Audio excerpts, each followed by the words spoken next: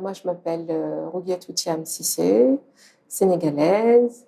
J'ai fait mes études au Sénégal avant de les faire à l'étranger, de poursuivre des études supérieures à l'étranger. Et j'y ai travaillé aussi avant de décider également de revenir me réinstaller au Sénégal en famille. Donc j'ai un parcours assez particulier parce que j'ai une formation de base de juriste en droit des affaires et droit du numérique. Et donc, c'est avec cette formation-là qu'à la fin de mes études et de mon expérience professionnelle à l'étranger qu'on a décidé de rentrer et de se lancer dans l'entrepreneuriat avec mon mari. Donc, on a créé un cabinet de conseil juridique qui a muté, qui a changé, qui s'est transformé et qui est aujourd'hui le cabinet Carapace, stratégie et conformité. Donc, ce cabinet-là, il accompagne aussi bien les États dans le cadre des réformes juridiques et institutionnelles, quand on cherche à changer, par exemple, la législation dans un domaine particulier, mais on accompagne également les entreprises qui sont en recherche de conformité légale et réglementaire. Et parallèlement à ce parcours de juriste, c'est surtout dans le cadre de l'accompagnement des entrepreneurs que nous nous sommes rendus compte que les gens nous venaient avec de très beaux projets, avec de très belles perspectives, une très grande motivation. Ils déroulent pendant un certain temps et après, tout s'arrête. Et en creusant, nous nous sommes rendus compte qu'il y avait beaucoup de facteurs qui étaient à la base de ces arrêts de projets. Et ce dont on parle le moins dans notre contexte africain, c'est tout ce qui est lié aux peurs internes, ce qu'on ressent, ou aux interactions qu'on peut avoir avec la société, ou aux questions liées à des croyances limitantes. Et c'est sur cette base-là que nous avons décidé de rajouter une corde à notre arc en faisant de la formation en coaching professionnel. Donc aujourd'hui, je suis associée dans le cabinet Carapace Stratégie et Conformité et je suis également coach professionnel. Et donc j'accompagne les entreprises, j'accompagne les entrepreneurs et principalement des femmes à prendre conscience des comportements automatiques qui les bloquent dans l'atteinte de leurs objectifs.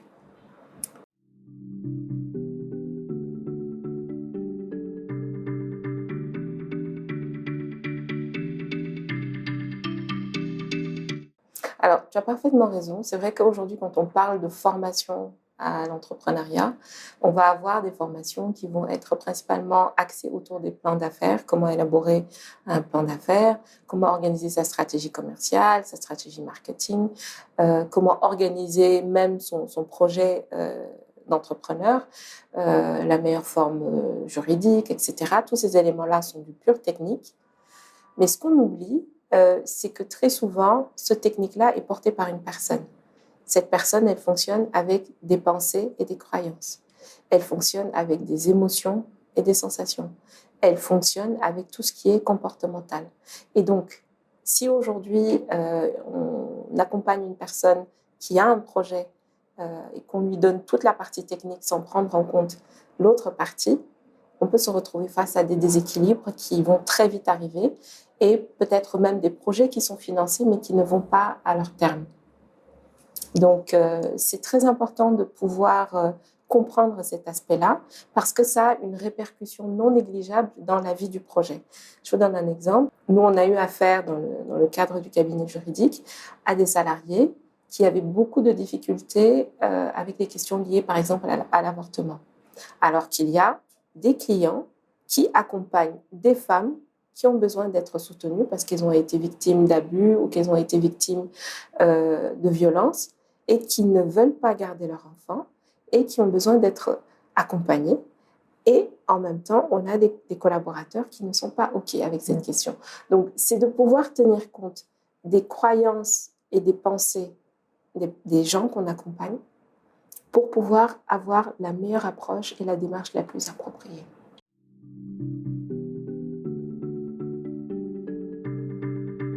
Alors, en termes d'outils, il y a plein de choses. Il y a plein de choses. Ce qu'il faut savoir, c'est que on parle beaucoup de bien-être, etc. Prendre soin de soi, ça commence d'abord par savoir de quoi on a besoin. Ça ne va pas de soi. Parce que on vit dans un univers où on développe des éléments qui parfois ne nous appartiennent pas. parce que ce sont les fruits de notre éducation. On peut avoir des parents qui ont une tendance à aller vers tel domaine ou tel autre domaine. Et donc, ces parents vont nous conditionner à aller vers leur domaine, qui n'est pas forcément notre domaine. Et soit on décide d'en prendre conscience de manière volontaire, donc de savoir de quoi on a besoin, de savoir exactement qui on est. Et là, ça passe par une démarche volontaire qui est soit poussée par la curiosité, aller chercher des ouvrages, aller discuter avec des professionnels. Ça peut également être d'aller se faire former, de suivre des formations pour comprendre qui on est. Ça passe également par aller chercher un vrai professionnel d'accompagnement qui peut être un coach, un mentor ou autre pour pouvoir avoir une meilleure connaissance de soi et savoir vers quoi on va pour que ça matche entre qui on est et ce qu'on fait. Il y a, et ça arrive malheureusement très souvent, le fait qu'on soit poussé à aller vers cette démarche-là, mais de manière involontaire. Quand la vie amène ces événements et qu'on n'est pas préparé à faire face, ce sont des chocs. Et ces chocs-là nous poussent à nous repositionner. Par exemple, un entrepreneur qui se lance dans un projet et qui doit faire face à un deuil, qui n'a pas les outils pour comprendre le processus du deuil, les différentes étapes par lesquelles on passe, comment on peut guérir d'un deuil, comment on peut en sortir. Quand on n'a pas ces outils-là, on peut facilement être bloqué et vivre dans le passé avec ces traumatismes. Ça peut être quelqu'un qui vit une colère qu'il n'ose pas exprimer, mais que cette colère-là le pousse à pratiquer ce qu'on appelle en coaching de l'autosabotage. Donc, mettre en place plusieurs comportements qui vont carrément à l'encontre de ce vers quoi il veut aller, mais en même temps, il n'a pas conscience que c'est ça qui le bloque. Donc, il y a ces deux éléments-là où j'en ai conscience et moi, je vais chercher l'information, où j'en ai pas conscience et c'est la vie qui me pousse à aller chercher l'information. Et quand on est dans ce cadre-là, aller chercher l'information, c'est tout simplement comprendre à partir d'un moment qu'on n'agit plus de manière inconsciente. C'est pas parce que j'ai soif que je me lève que je vais boire. Je vais regarder comment j'organise ma journée, la quantité d'eau que je bois, où est-ce que je peux aller si jamais j'ai besoin de me soulager, etc. Donc, suivre tout un processus de prise de conscience. Et donc, nous, dans notre travail d'accompagnement, c'est vraiment être présent pour pouvoir accompagner à la prise de conscience de ces comportements automatiques.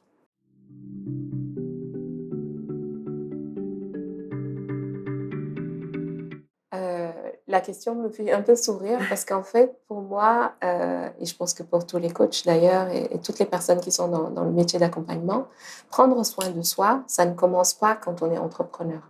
Ça commence du premier cri du bébé jusqu'à l'expiration du dernier souffle. C'est toute la vie. Et à chaque instant de la vie, on a besoin de prendre conscience de nos propres besoins.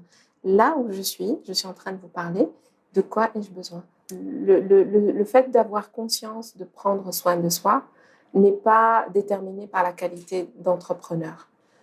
C'est pas parce qu'on est entrepreneur ou qu'on est salarié ou qu'on est au chômage ou à la retraite que ça diffère. Ça ne diffère absolument pas. En réalité, c'est plutôt quelque chose qu'on doit apprendre très très tôt.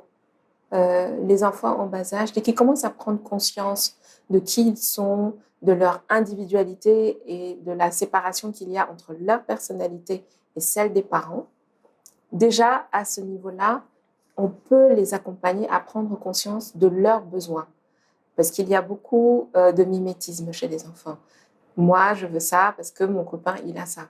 Moi, je veux ça parce que mon ami, il a ça. Prendre conscience de, est-ce que c'est ton besoin? Est-ce que c'est ce que tu souhaites? Est-ce que c'est quelque chose qui va changer ton état d'être?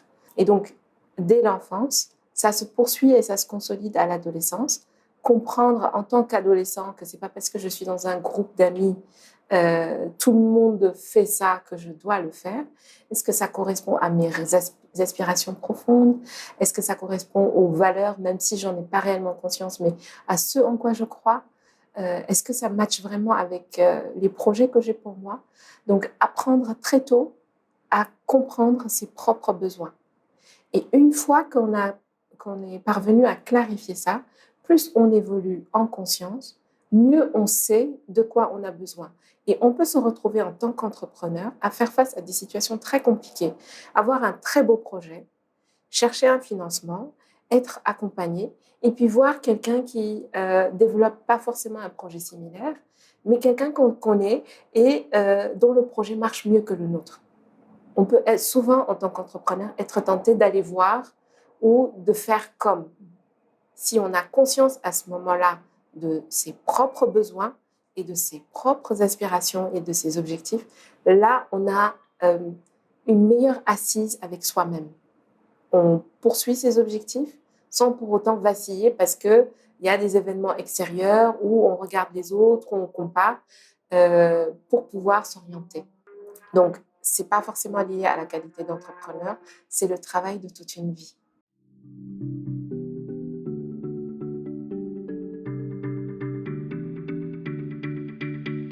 Alors, si je prends juste votre question stricto sensu, je vous dirais, chaque coach organise à peu près ses rendez-vous, ses séances comme il le souhaite, mais de manière un peu plus large et un peu plus globale.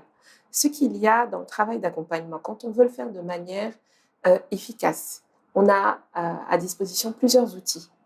Il y a au départ, et nous, c'est la méthode de travail que nous utilisons, il y a des outils de profilage que l'on peut retrouver un peu partout et qui sont très, très développés dans les pays du Nord. Il y a beaucoup d'entreprises aujourd'hui qui ne recrutent pas sans passer par certains tests de personnalité. Et donc, parmi ces outils de profilage-là, on retrouve les outils de détection ou de compréhension de la personnalité. C'est les tests MBTI ou l'énéagramme des personnalités et tous ces outils-là qui permettent de mieux comprendre le fonctionnement de la personne. On a également des outils d'aide à la communication, des outils qu'on peut retrouver par exemple avec la ProcessCom, qui permet de mieux comprendre, nous, comment on fonctionne et comment on interagit avec l'autre. Après, vous allez avoir des outils de gestion des relations ou de gestion du stress qui vont passer par des exercices de respiration ou de la pratique sportive ou de la pratique méditative.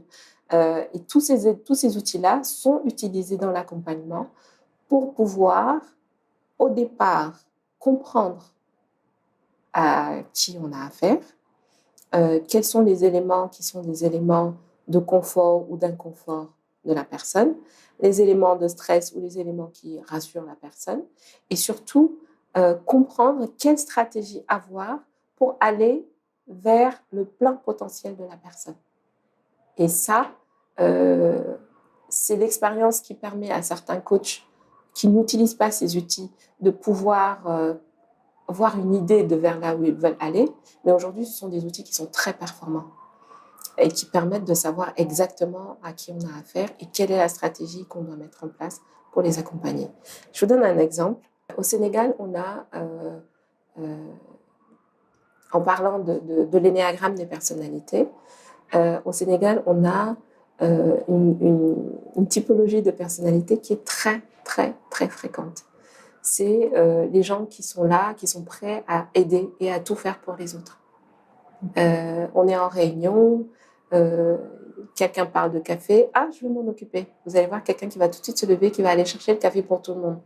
Il manque du papier, c'est bon, je vais le faire, il va aller chercher du papier. Il manque des mouchoirs, ah mais tiens, et c'est souvent les mêmes personnes qui vont se proposer pour aider les autres, alors qu'il n'y a pas de demande express qui leur a été adressée.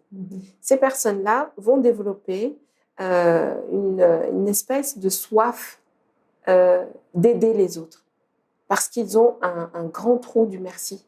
Ils ont un grand trou de besoin de reconnaissance, de besoin de validation par les autres. Donc, ils vont passer leur temps à aider les autres. Mais comme ce n'est pas de l'aide demandée, souvent, il n'y a pas de merci, ou il y a un tout petit merci. Et ça crée une frustration. Et cette frustration, c'est de dire, mais après, avec tout ce que j'ai fait pour ces gens, ils sont vraiment ingrats. Et c'est quelque chose qui est très récurrent. Mais quand on prend conscience que c'est un comportement automatique, on peut se retrouver en réunion, quelqu'un a besoin d'un café ou d'un mouchoir, il va le chercher tout seul. Ou alors, il pose une demande express.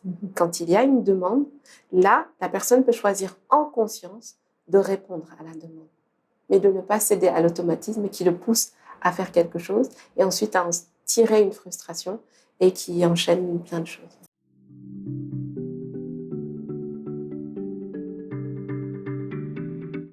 Là, je vais sortir de ma casquette de coach parce qu'en général, les coachs n'apportent pas de conseils. Voilà. En sortant de ma casquette de coach, je reprends peut-être ma casquette d'entrepreneur parce que j'ai fait le parcours. Ce serait de dire qu'il faut apprendre à accepter ses limites. On ne sait pas tout faire. Et ce n'est pas possible. On ne peut pas être bon en tout. Il y a un proverbe en Wolof qui dit ça veut dire que je ne peux pas être bon en tout et que ça revienne pour tout. C'est pas possible. Je peux pas être excellent au boulot, excellent avec ma famille, excellent avec mes amis, être un super pote, avoir un très bon rendement et bien dormir. Il y aura toujours un petit truc qui va pas aller. Quand on a conscience de ça, on fait le travail sur soi pour savoir ce que je sais faire. Ce que je ne sais pas faire, mais je vais voir des personnes qui savent le faire. Ça peut être des amis, ça peut être la famille, ça peut être même